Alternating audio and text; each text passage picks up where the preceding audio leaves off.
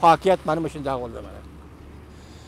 Şuna ahırı hesap deymiz ki, Sensbeyr, efendi muhbirlığı çakçak kıpsiz, çakçığınız depsiz ki, sizlerin muhakim için obdarak oylaşıp koygan timinler bolsa derhalman haber kılınlar depsiz. Hürmetlik Sensbeyr, efendim, minin iskilişimti zaman, vakit, tarih, hem neyse. Belki Prezident Trump tek bir ulup erbapni yaki bir büyük prezidentni zaman bu kıtım Amerika'ya prezident kılıp urullaştırdı.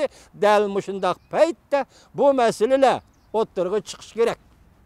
Şuna Amerika'daki ayrım siyasi yondaslarının Uygurlarına avtonomiyayı zorlamasını, şuna avtonomiyayı zorlap Uygur teşkilatlarında parçalamasını ümit kılımız.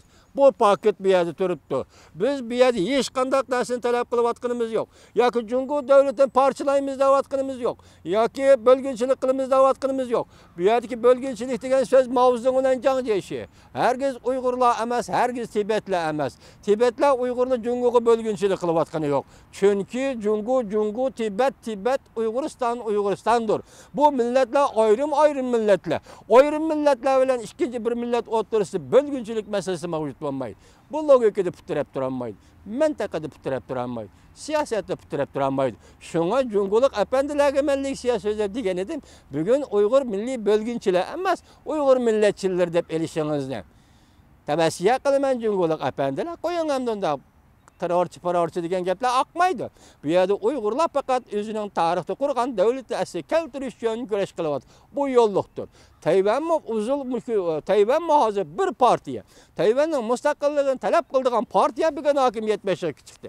Acaba Uygurlar bu tarihini kötürüp çıksık günahkarı bulamdı ki na? Uygurlar bu tarihini kötürüp çıksık günahkarı bulamdı ki na? Uygur'un dünya devlet kuruş hukuku yok mu ki na? Uygur'un özünü baş kuruş hukuku yok mu ki na?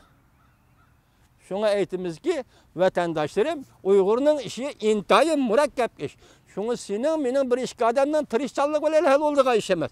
Bir gün Ahmet şunda kelgen bolsa, Prezident Trump'ın Amerika şunda uğurlaştırgan bolsa, Cumhur'la Amerika oturusundaki münasebet adacıda buluşu lazım. Gepti bir yerde o çıkıldıgan bolsak, yal tijigini çakırgan şu vaktiki Amerika Koşmuş Ştatlı'nın Prezidenti Roosevelt efendi. Şuna gep uçuk buluşu adacıda buluş. Mesela Xitay ile Amerika oturusundaki söhbet adacıda buluş. Bu kıtım dedi o, 50 yıl dedi o. 50 yıl Prezident Nixon peyda kılgan devir ahırlaştı. Endilikte Rus-Xitay şartını mı, Rus-Xitay oturusundaki münasebet yeniden 50 yıl aldın kıraşı bilen imzalanış gerektir. Ma tarih ahırlış gerek. Biz takı bunun hiç kandan nesi yetkinimiz yok. Bu meselelerde biz takı bir girvek gibi yetiklerimiz yok. Hazır bir cümle, iki cümle söz bilen biz tahlil kılıbatımız. Arxivnin özü kandak arxiv. Bu arxiv ilan kılındıgan boz dünyanın nim bolup gitti dünya. Şuna Amerika Koşmuş Ştatlarının sabık prezidenti George Bush efendi. Amerika Cumhuriyetçiler Partisi'nin daisi. Prezident George Bush sabık prezident nime dedi? Yalta konferansı intayın zor tarihi hatalık idi dedi. Şuna bizden aramızdan çıkan kaltı köşeyi tarihçiler Uygurlar meselesi Yaltı'da koyulmagan, undaq kılmagan dep Uygur zamandaşlarını, Uygur vatandaşlarını kaymuqtırmaslığı gerek. Her kandan az paketlemani kitap. Körümen digellerge biri ve mani kolamlamani kitap. Şüphaçı kitap. Rahmet vatandaşlarım anlığınlar için.